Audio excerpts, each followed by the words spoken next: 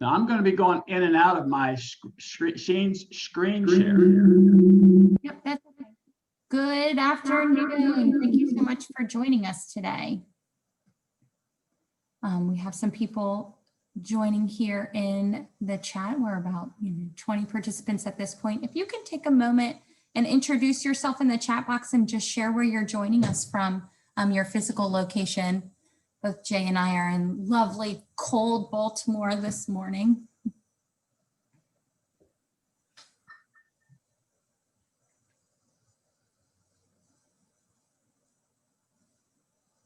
Hi, Martinsburg.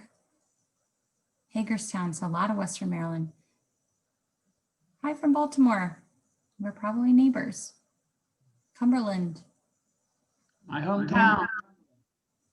Oh, you're from Cumberland? Very cool. Oh, Frostburg, actually. Jay, I have your microphone's giving a little feedback. Also, for some reason, maybe your chat box is like right in the middle of the presentation. Usually it doesn't show, but it right. seems to be having a glitch right now. Yeah, I keep forgetting to get rid of that. So good morning, everyone. Thank you so much for joining us today. Jay's presentation will be teaching us how to use Microsoft Forms in order to assess student comprehension. So if that's what you intended to see this afternoon, you're in the right place. My name is Gina Davis, and I am an education program specialist with Maryland Department of Labor. Specifically, my role helps facilitate professional development opportunities for adult education stakeholders throughout the state. And what's even more fabulous is we have this platform to invite anyone wherever you are. So we see people joining us from other states in the country as well, which is pretty cool. So thank you guys so much for joining us today. If we can just remember to make sure when we're using the chat box to use the drop down and do all panelists and attendees, then your peers will be able to see you as well. I'm pleased to introduce Mr. Jay Willetts. He instructs at multiple programs in our state, which is wonderful because we have some programs that are so close to one another. But before we get started, I'm going to go ahead and launch a poll here so that we can see what your role is within your program before we get started. So go ahead and choose an option that best describes you. And while everyone is clicking, I'll just mention all of our sessions are recorded and they will be available on our website. I'm hoping by the beginning of next year. And that will include a copy of the presentations as well as the recording and any relevant handouts. So great. It looks like we have a lot of ABE instructors with us this afternoon, which is wonderful. You're in the right place. So Jay is specifically a math instructor. So our conversation today will be pretty dominant in math instruction. And I don't know why, Jay, but your chat box, I can still see it. And so it's like completely blocking the middle of your screen. I don't have my chat box open. There's a square in the middle of in front of your presentation. Yeah, that's the host, that's the polling results. Interesting. Okay, I'm not sure if anyone else is seeing that or if it's just me. I just closed it, so maybe that'll make it go. Oh yes, it did go away. It did go away. Okay, people are seeing it. Okay, but without further ado, I'm going to pass it over to Jay and hopefully we learned something today.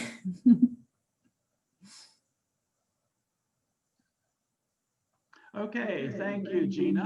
Happy to be here. There's still an echo here. I don't know what we can do. Yeah, there is a serious echo. I'm wondering if it's your headphones. Oh, you know what, Jay? Do you by chance, hold on.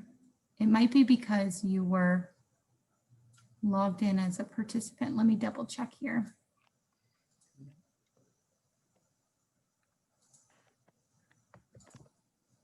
Okay, is that better? Because I turned those mics. Yes, that's perfect. Okay, all right. Well, let me get my headphones back in place. Yes, I think I had to boot you from the room because you were in, I think it had you as in 2 locations. So we should be good now. Okay, so thank you, Gina, and thanks for the attendees. As I look over the list, I see some people that are familiar, some familiar faces and some familiar names. So Happy to see some of you again, and also some new faces.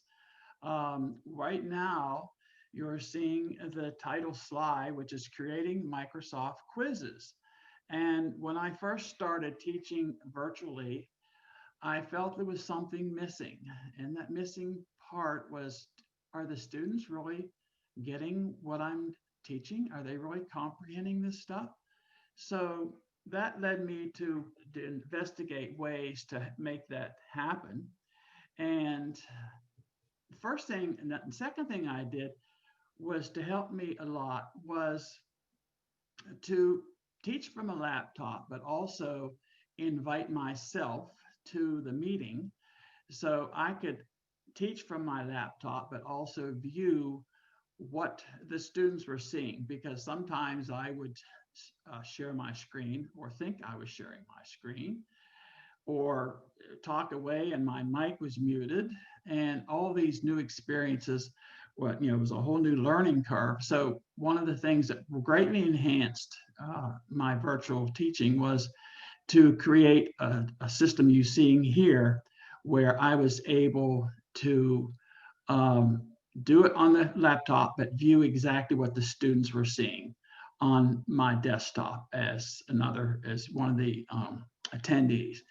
One of the first things I saw was that when I was scrolling too fast, because when I saw the scroll, oh my goodness, they can't see it going that fast.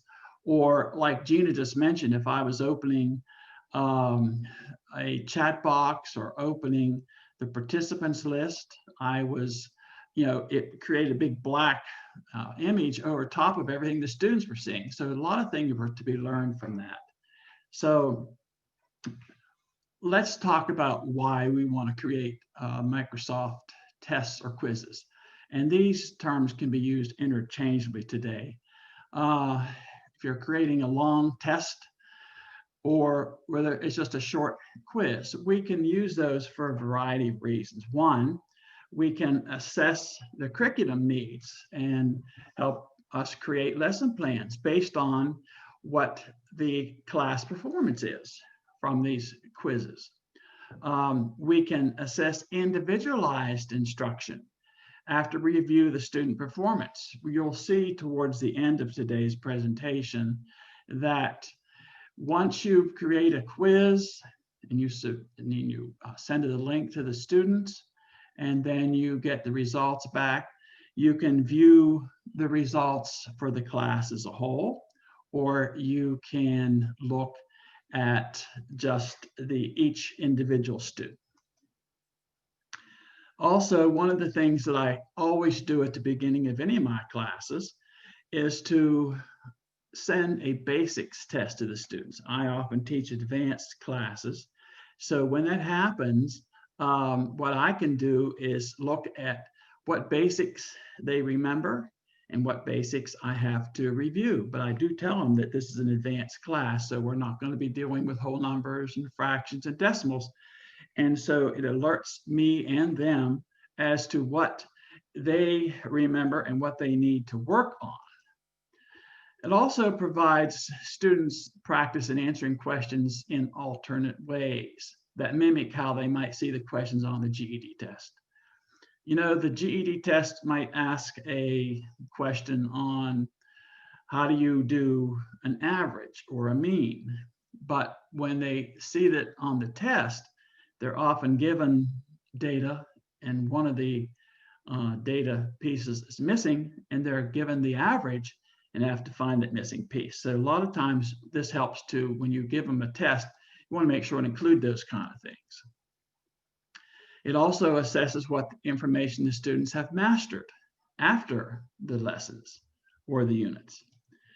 And finally, those of us that have to do grades or have to do some paperwork to help our staff decide where they should go next. Should they continue and move forward, or should they actually take the class again?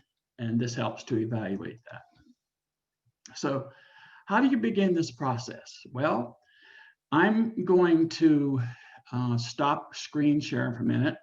And I do have this PowerPoint, which you will all be sent But let's stop this and actually go live to where we can see me in the process of creating this actual quiz.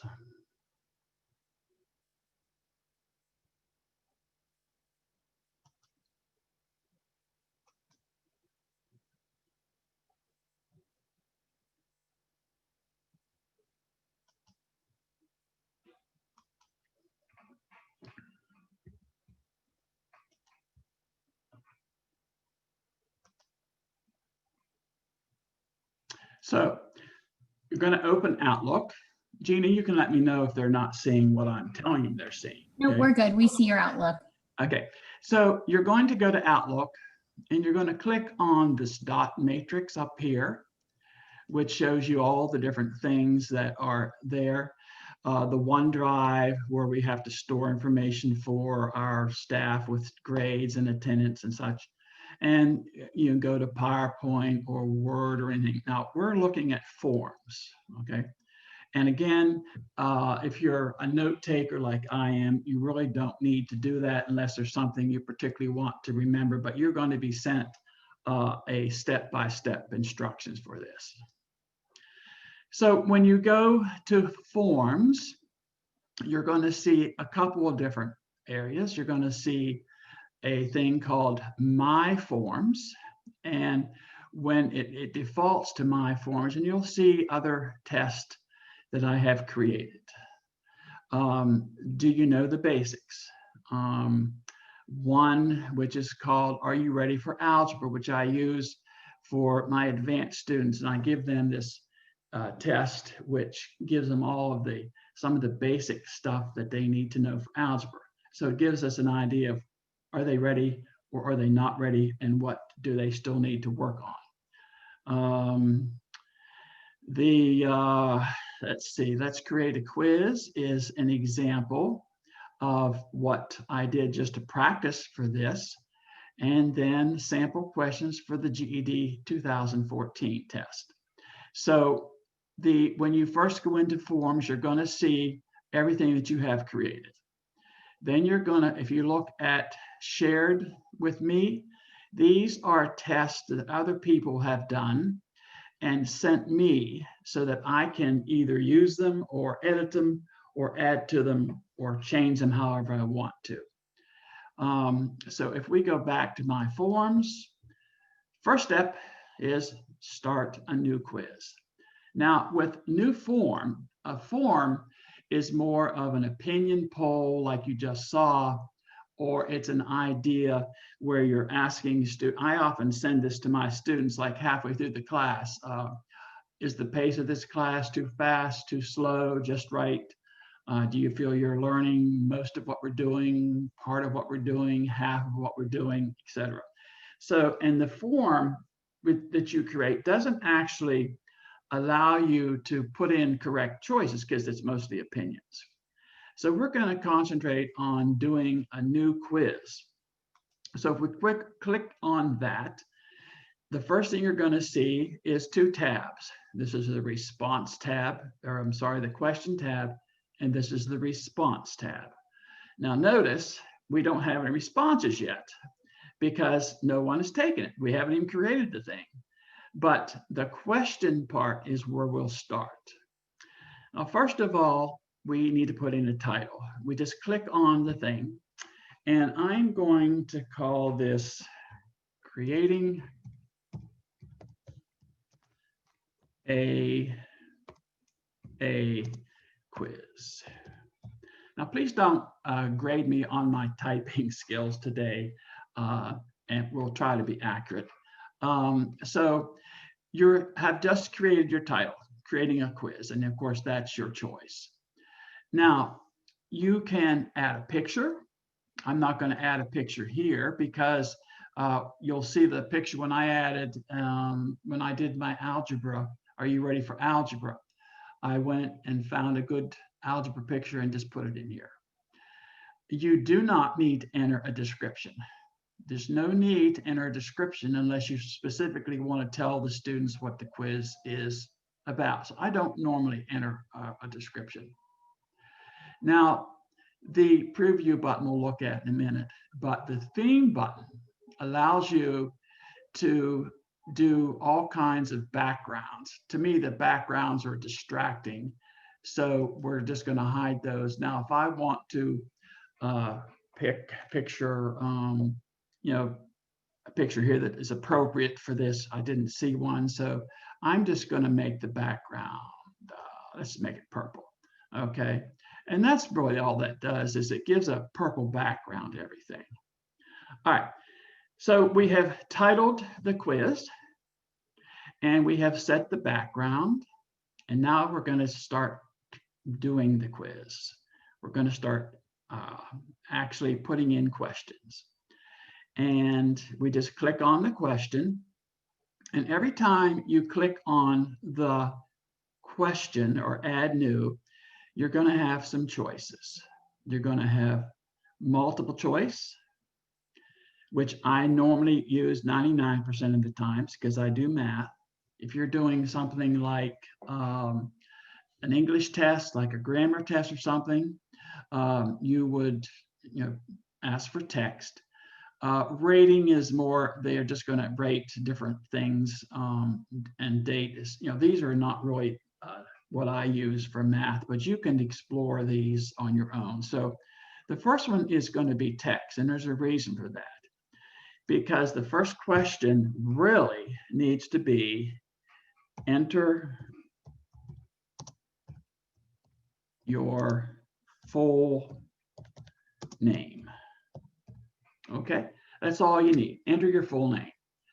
And the reason for that is that if you don't have them put their name in this test, you don't know who it's from. So the first question is always enter your full name. In a minute, I'm going to send you all a test. Don't leave yet, because you're going to take a test. So you can just put in your initials. So you're going to enter your name, and you're going to do two things to each question. You're going to assign it number of points. And if it's going to be a text question where they have to type a paragraph or something, you want to make it long answer, but we're certainly not doing that here. And we're going to make it required.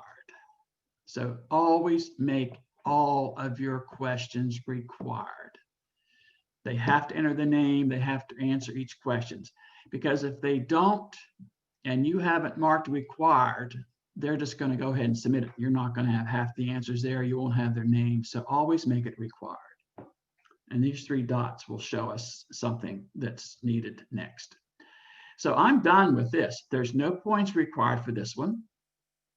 And there's going to be, it's going to be required. And when you do that, it will put a little asterisk above it. Okay, so that's all I'm doing for the first question.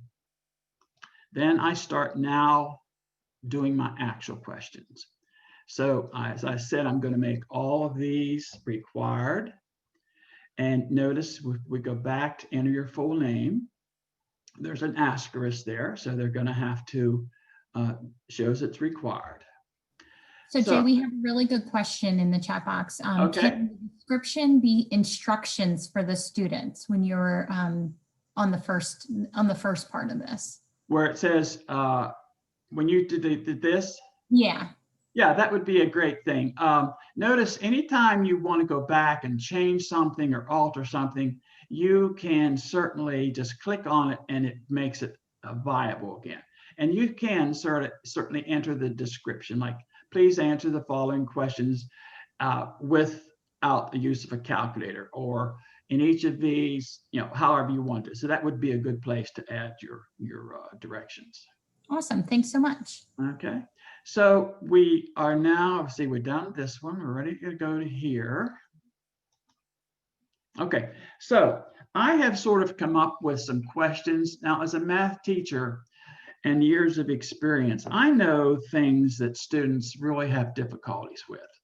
So I always want to make sure and add those kinds of questions. Now, notice if you look here at the top where it says creating a quiz, it says saved. This is the best feature of this, because as I'm working, it's automatically saved as I go. we've all had these horrors where we work on something and we forget to save it and close it, and then we've lost everything. So I'm going to make the first question. It says, what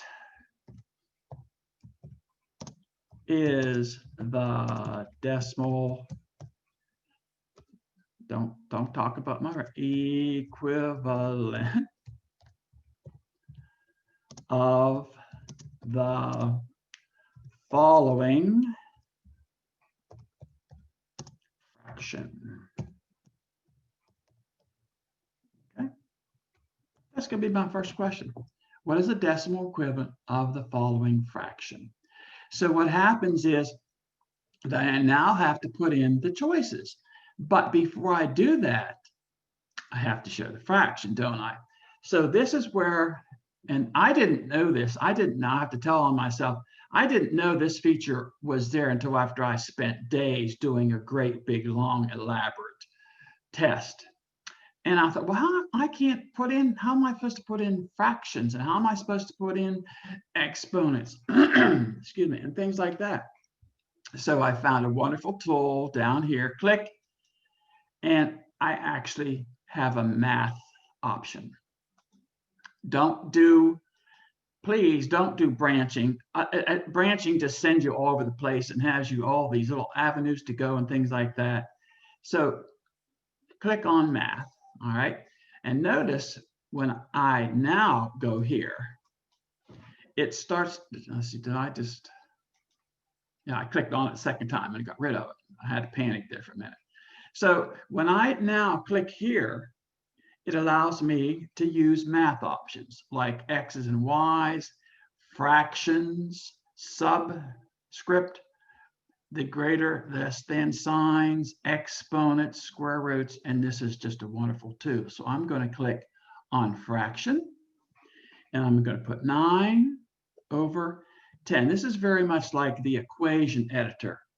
Okay, now if I ever want to go back from out of the math section, I can just very easily click ABE. Okay, and that switches me right back to that. So now I have my, what is the decimal equivalent of the following fraction? And 9/10. So they often give you suggestions. Ignore them. Their suggestions are horrible. It's like they didn't even read the question because there are no decimal equivalents there. So there are a default of 2 options, 2 choices. So I'm going to put in 9.0, and my second will be 0.9. And you notice they only give you 2 as the default, but you can continue to add options all day long. And I recommend doing at least 4. Well, not at least 4. I just recommend 4 because that would mimic the GED test. Okay, so now I have given the question. I have put in the actual fraction. And I have given the choices. Now here is the most important part. 9/10, well, that'd be 0.9. So I'm going to click on this is the correct answer. Okay. And it will get rid of, wherever you point to, it's going to give you this option. So you need to mark the correct answer. And you also, can, if you want to delete this option, you can delete it. If you want to copy this option, okay?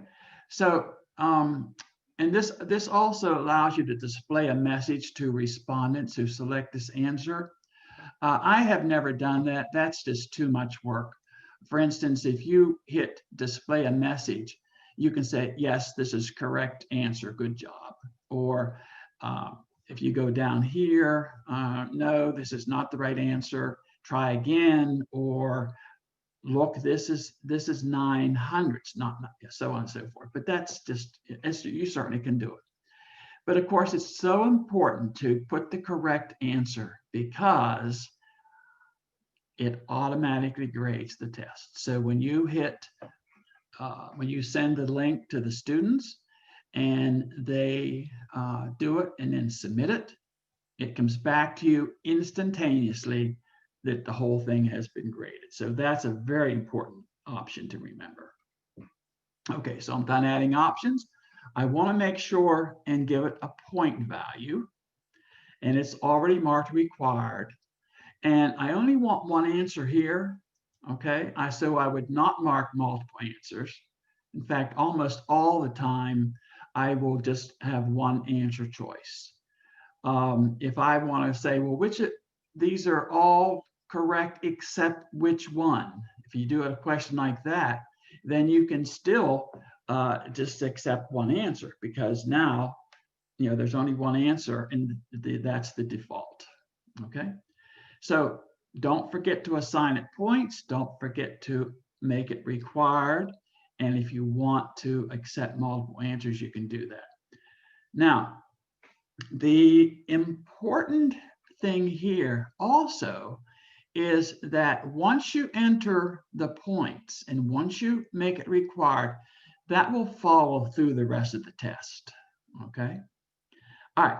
So let's go on to question number 2, and I'm going to make a choice. Gina, you're watching the chat box to see if there's any questions, right? Yep, we just got a question right now. Okay. Pauline asked, does the student also see their results? I'll talk about that at the end. Because the choices are, you can let them see the results right away, or you can let them see them after you post them, after you've seen them. Great. Okay. All right. Awesome. And then the next one was, must students have an Office 365 account to receive the link and use the form that you send? They do not. Great. Well, it depends on how you send it to them, and I'll talk about that too.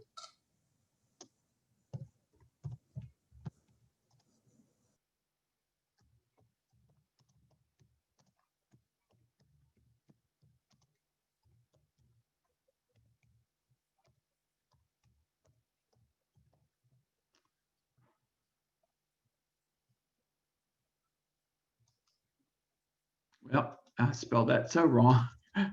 A-L-I-T-Y.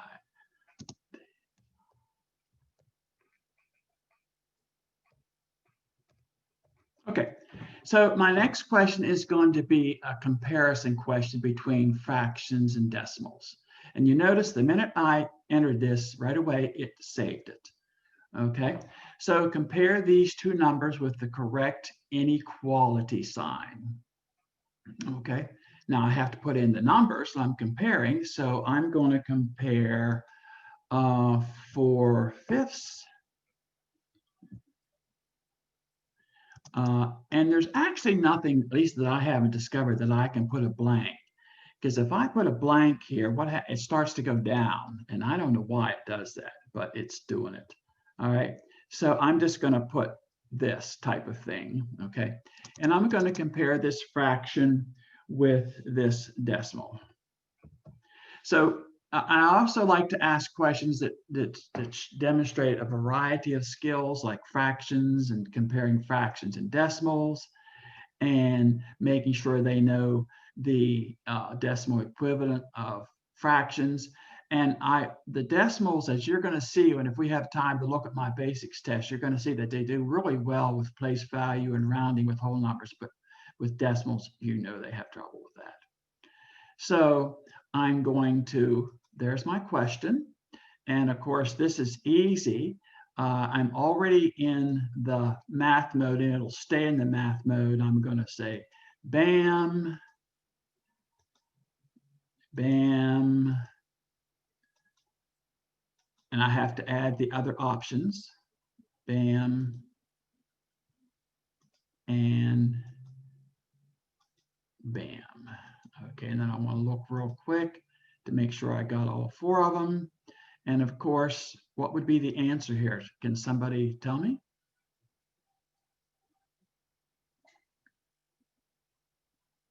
Can they open their mics and talk? Somebody said B. So the second one. Yes. Because this is 0.80 and this is 0.85. So don't forget to mark it, because if you forget to mark it, It's not going to grade it for you. Okay. All right. So we're ready to move on. We don't need any more options. Ready to move on. And notice that the one has been, kept, and required has been kept. All right. So we're going to go to the third question.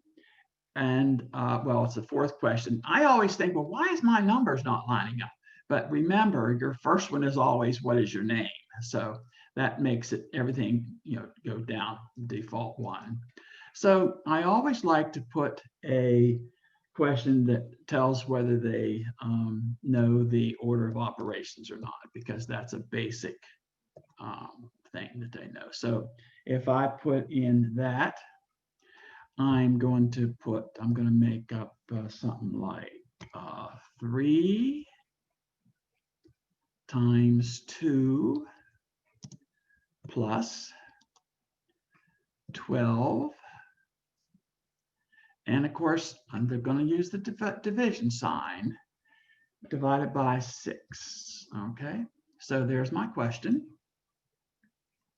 And this time the choices aren't too bad, but I just stay away from choices because, it's just as important that you put the right choices in as you do the question, because the choices should teach them, a lot about the math process too.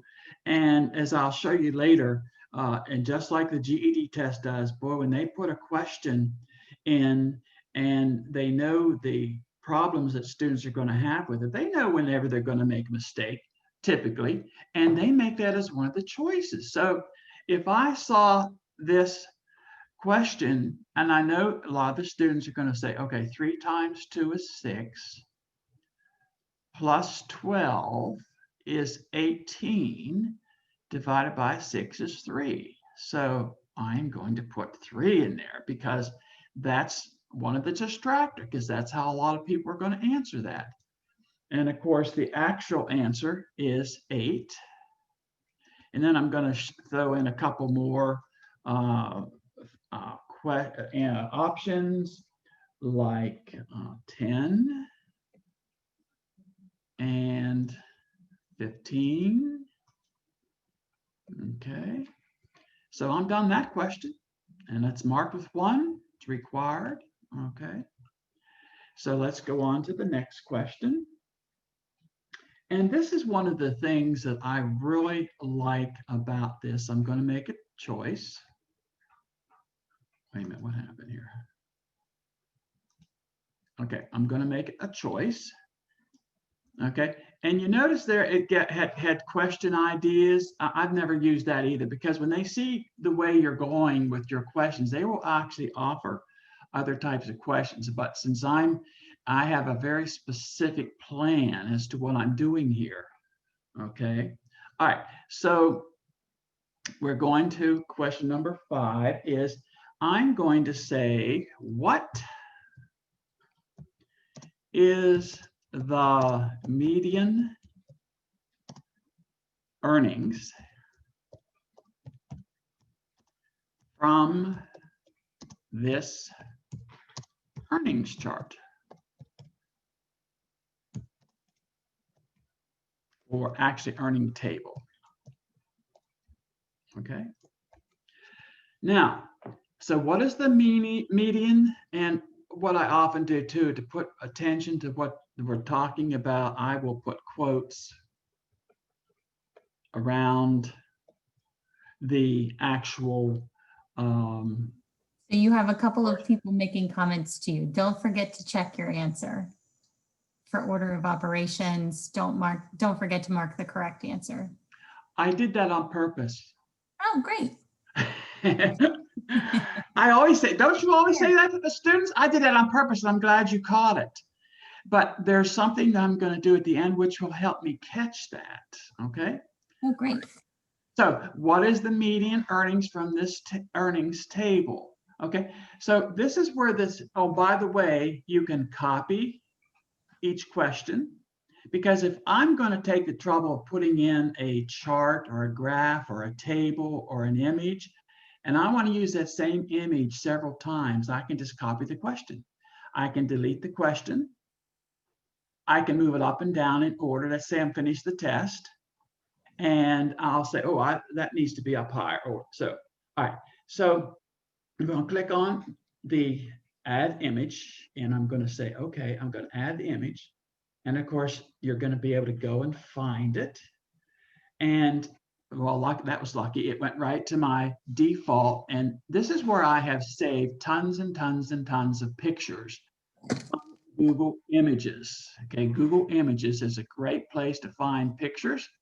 So you can just save them to your computer. You can search, I don't care what it is, you type in, I want to see a clock I just want to see a clock to talk about digital time versus, you can find it. So I'm going to now scroll down through this, and I do them alphabetically. I'm going to go way down here to measure median mode. Okay, we're getting close. Okay, there's my chart I want right there. Now, they are real picky about the types of images they'll take. So sometimes you have to really hunt for them, but from past experience, I just double click on that, and this chart goes right into my questions. Okay, so there's my nice chart. So what is the median earnings from this chart? Okay, so I don't need the equation here, but I'm not going to get rid of it because it's still going to be coming handy as we go on. So somebody tell me what the students would probably pick as the median answer here.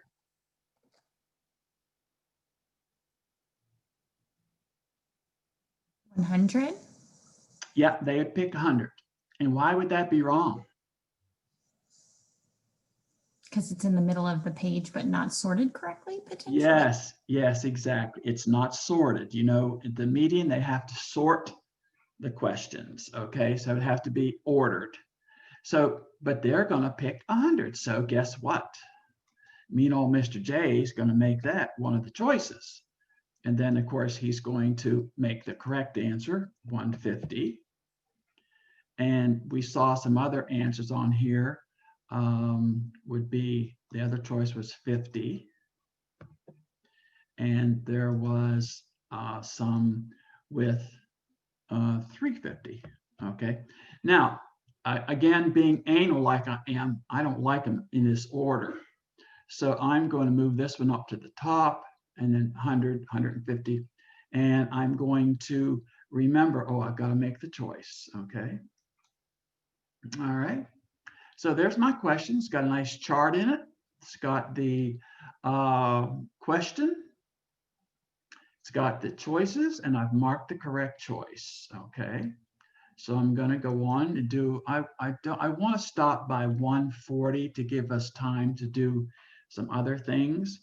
So I'm going to probably just do 2 more questions. So this one is going to be, what is the next number in this pattern? Okay. And my pattern, I don't really need the math for this. It's going to be 1, 1, 2, 3, 5, 8, 13. And then I'm just going to say that it continues. Okay. So would anyone like to tell me what the answer is? 21. Okay, good. Also, you have a question. Are these printable as well? Yes, they are. Okay.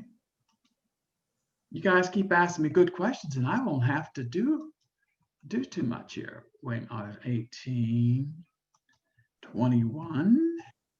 So I'm also going to time check you, Jay. It is 1:39. So okay, all right. So 20, but 25. Okay. All right.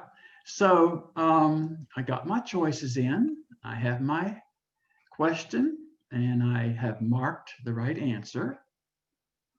Okay. And I'm going to go with one more question. It says, choices. What is the probability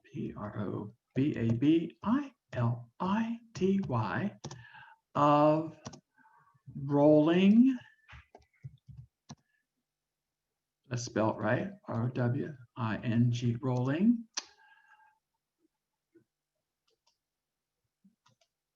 Thank God for spell check. What's the probability of rolling an even number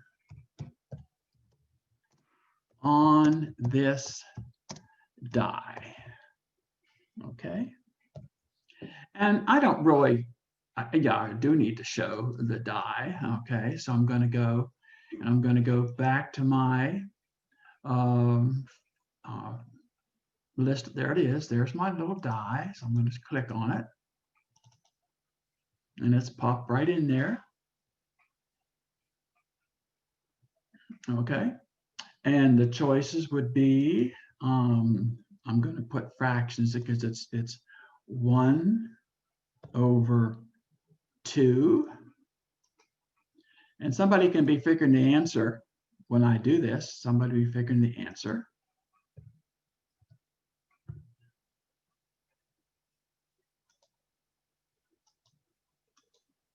Anybody have an answer yet? You have a couple 1/2 guesses. Okay, well, these guys are smart. 1/3. They don't need to make my 1/6.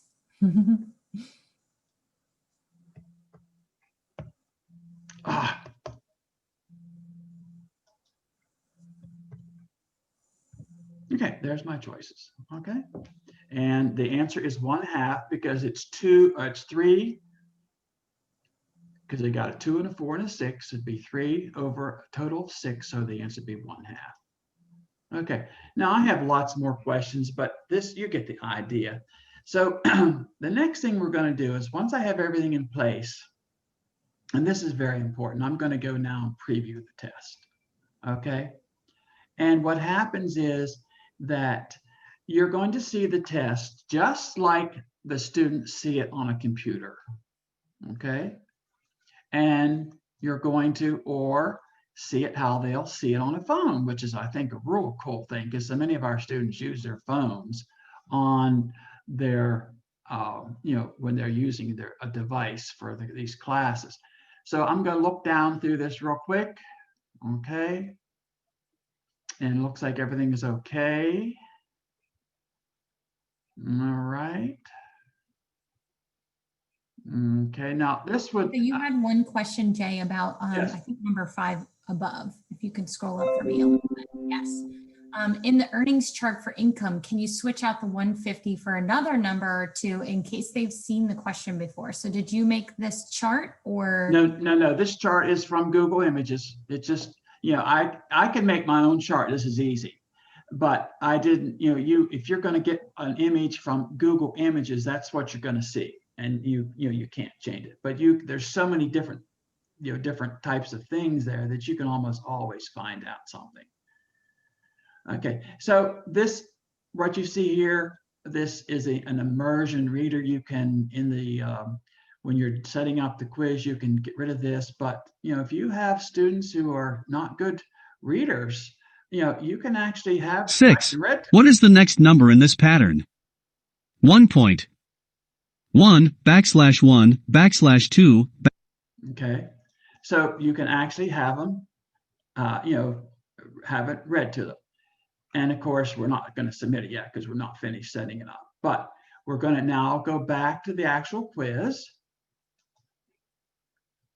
And I'm going to real quickly, I thought that when I previewed it, it would show me what the choices were that I picked, but obviously it shouldn't, because it would tell the students that.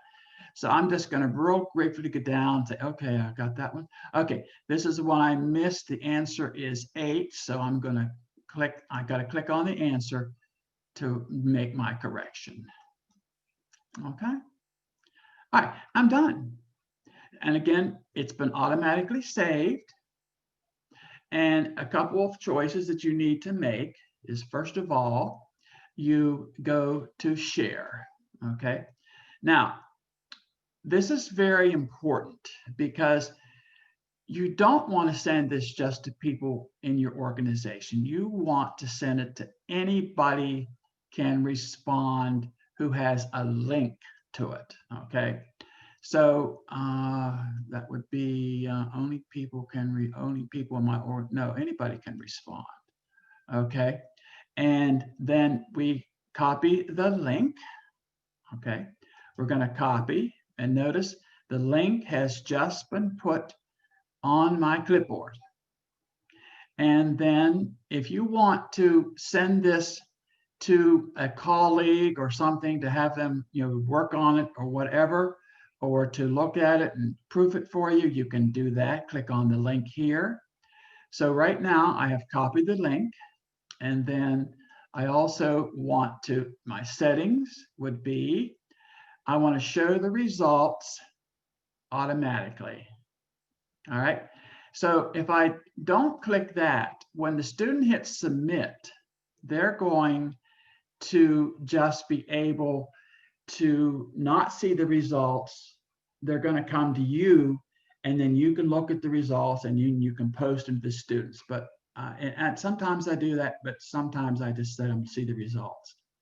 Anybody can respond, and anybody, I don't know what this means. I always just say accept the responses. So we have 2 questions. Is it possible to put time limits on the quizzes or tests? Yes. If I go back to this, the settings, somewhere, yeah, it was when you start, when you start the test, when you end the test. I don't see the time, but I know there is a time thing. And then this is the print. If you want to print it, click on that. It goes to a print form. Feedback, don't use that. So when you do, the main thing is you want to show the results, and you want to say anybody can respond once they have the link. Okay. So is it possible to include a multimedia type question, for example, a video clip for them to respond? Yes. When you go to, if I go down to here, okay, I can, when I click on media, I can do video. Okay. All right. So I just want to go ahead and hit share. I'm going to copy the link again in case I didn't get it right the first time, but I did. And I'm going to stop the share. I'm going to go to the chat box. I'm going to paste the link right here and hit that.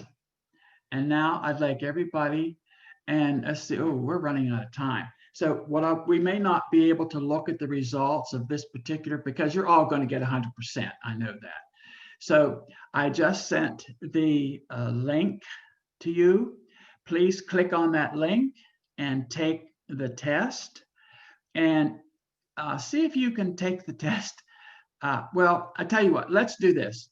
Let's hold off on doing this until I have just shared a few more things with you.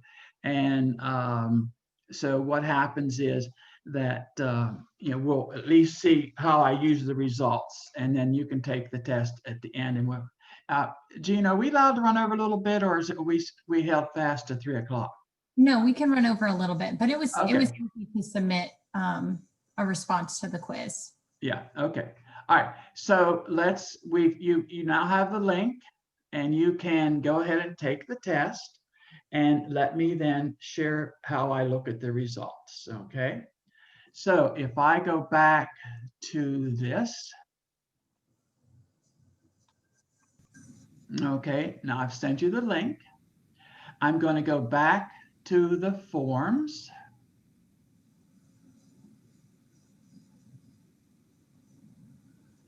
All right, and I'm going to go to forms again, and it's going to be let's look at this one here. Do you know the basics right here? Okay, so when the test comes back to me, it will be defaulted to the questions again, but now I'm going to look at the responses. Okay. So I can get an instant analysis of the results. I can see that 62 people took the test. The average score was 22.5, and it's still active, which means I could still, send this quiz out still. Okay. I can open it in Excel. Go ahead and do that if you want to have some fun, because you will get more information about this quiz than you ever wanted to know.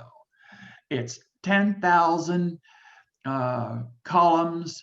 It shows every question and what each person said, yes or right or wrong. Oh my God, I don't even fool with that, but depending on how detailed you want your analysis to be, okay?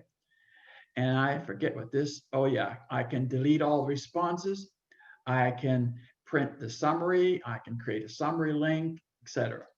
So the two choices for my responses are review the answers and post the scores. Now, if I want to send these scores to the students, I will post them. Now, I did check that they can view the results. So the minute that you take the quiz and submit the test, they're going to get their results.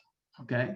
If I mark that they don't see their results, you get all this information and then you can post it back to the students. Okay. So this is the really cool thing. The first, if I just look in general at the responses, I can go down here, and the first question was, what is the place value of the 4 in the following numbers? And that was 1 point. Okay. Now notice it tells me the choices. It tells me how many got the right answer. And it shows a graph of the right answers. And it says 81% of the respondents got this right. 50 out of 62. Now, I use this part of the test as much for teaching as I do anything, because I go over these questions with the students as a whole.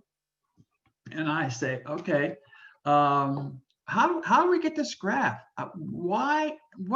If 50% of the students out of 62 got it right, how does that relate to 81%? And then we can teach, doing averages, or doing percents.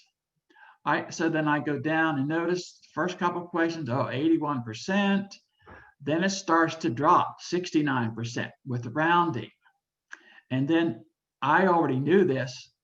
They were going to do pretty good on greater than or less than, not bad at all. And only, 3 people got it wrong, add. Now, these are students who are pretty advanced. And this is why I really look at the basics very carefully, because I can have some pretty advanced students and they still make mistakes with adding. Now, multiplying, not bad, but what's going to happen with the division. Oh, well, it wasn't bad. Of course, it was 1-digit number. So Jay, we have a question in the chat that I Yes. think is really good. Do you know Okay. of a repository for different math area content questions to use template, modify for personal class assessment purposes? I know you said you can create these forms yourself and share them with your peers, but is there a place that already exists for this? Are they asking about having a pre-made test that you would put into this format? That you could take the questions from? Oh, or- yeah. Can you remind me to answer that in just a second, okay? Yeah, absolutely. All right. So when they pretty much know the order of operations, And of course, then we put in some reading questions, and we put in some distractor things. We put in questions that they don't. Now look at this one. This is a question which talks about, going to the grocery store and buying this and that and this and that. And then the question is, how much change would they receive? Okay. Well, the first distractor question was they've added up the total, but they forgot to subtract it from $10. And that's the answer here. Notice how many people went for that. So it's really important to point out that as you're going. Okay. So, and here's where it starts to get real interesting. And surprisingly, my students typically do better with fractions than they do with decimals. I think we work on fractions so hard that we sometimes neglect the decimals. But notice the minute we go to unlike denominators, hello, 37%. And these are advanced students that got this wrong. So it's important. I can use this to, what am I, obviously I got to spend time on doing, lowest common denominators and so on and so forth. Okay. I don't need to go through any more of this. Well, oh yeah, one other thing. When you get down to the decimals, they still think, what was the question? Yeah, decimal place of the 6. They always want to call that the tenths. In fact, look how many people call it the tenths. And then 15, forgot, oh, you got to put the TH ending on, so on and so forth. Okay, so the next thing is that let's take a look at the Are You Algebra 1. Oh, look, creating a quiz. We got 24 responses already. Wonderful. It's going to be interesting to see what the average is. It better be 90 or above. Okay, so what am I doing here? Okay, are you ready for algebra? This is the test I sent it, and here's where I put a picture. This is from Google Images, and here's my taking this test will provide information on how much algebra you know. Okay, and this is real important for me because I do mostly algebra and geometry, and I'm in the process of creating a geometry test. And once you start doing one test, oh, I can do a test on this, and I can do a test on that. So if you look, oh, I got to go to the response tab. All right. So there were 30 questions. Average was 22.5. And again, it's the same thing. It gives the question, number, series, doing with factors, multiples. Obviously, everyone knows what a multiple is. 100% got that right. So we go at order of operations, exponents, and these are not detailed or advanced algebra questions. This is just to find out what they know. And of course, anyone who has been teaching, and particularly teaching math, they know that they really have trouble with integers. And I spend so much time on integers. They didn't do too bad here, but as we go down to where absolute value, it really plummets. Okay, so let's go back. I wish I had 4 more hours to do this because we could really have fun, but I know we don't. So let's take a look at the responses for the quiz you all just took. And thank you for doing that. Okay, so let's look at the responses. The average was 5.4. Well, how many questions did we have? We had 6 questions, right? Okay. All right, so we had, 100% on the first one. We got one person that they picked the greater than or equal to. We had one person that got the order of operations wrong, and they picked the distractor.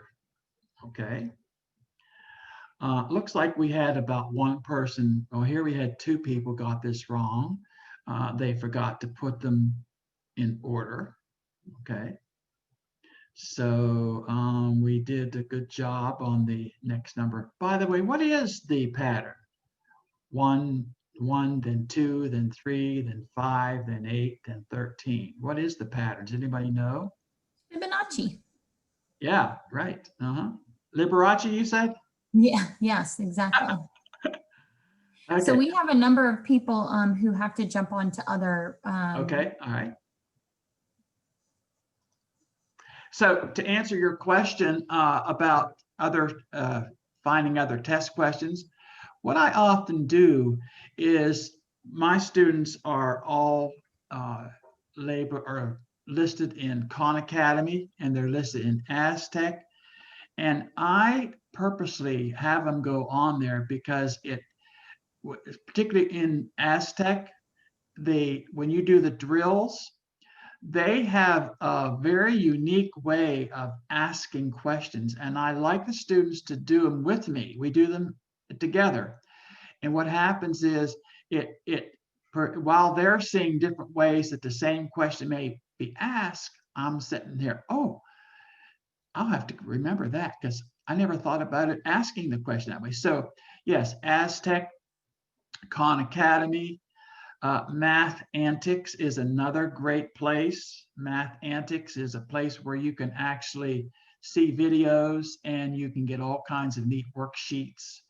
And I will put a plug in for Math Antics. It's a free site, but if you want to subscribe to it as an educator, it's only $10 for an entire year, and you get worksheets and exercises and all that with it.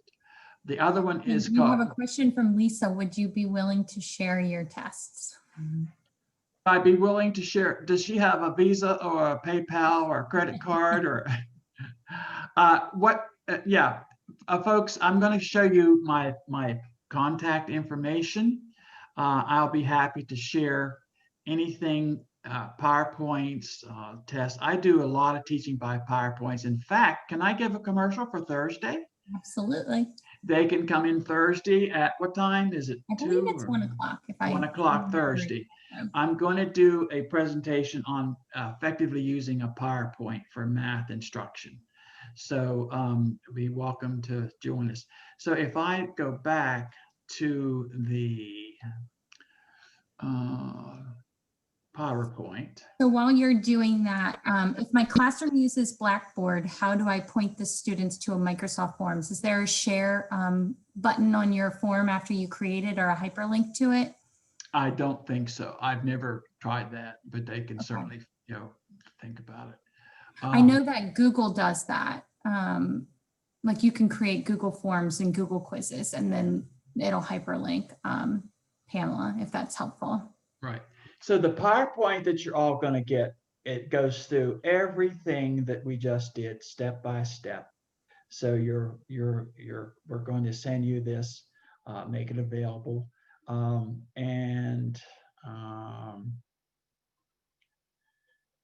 Okay, so we reviewed the basics, reviewed the algebra, and we don't have time to do this, but I was going to talk a little bit about annotation.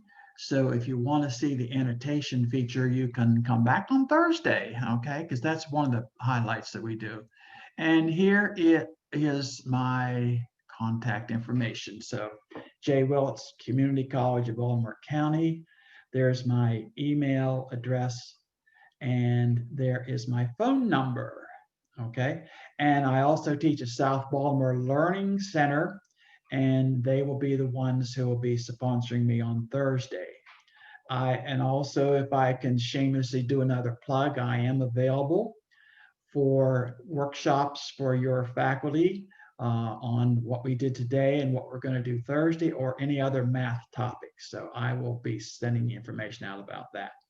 Awesome. Okay. Thank you so much, Jay. I really appreciate your time as well as the time of all of our participants. This has been a valuable, easily, duplicated tool that I think people can use in their classrooms. So thank you guys so much for attending. I already put this in the chat box, but if everyone can take a moment before they leave to complete our feedback survey. Our goal with all of our Virtual Training Institute sessions is to know so that we can grow. So the more that we know, about how you feel about our sessions and what you're interested in the future, we can shape what we offer. So thank you all for attending today. And I wish you everyone a wonderful holiday season. And thanks again, Jay. All right, thank you. Now, if I send you the, I did already send you the PowerPoint. Can you send that to all the participants who are in this meeting? Great question. So everything will be on the website. So the presentation, the Okay. recording, all the handouts, anything that you've provided will be on the website. I'm trying to promise by the beginning of next year. Okay. Hi, Lynn Pender. Hi, Chugo. I see some people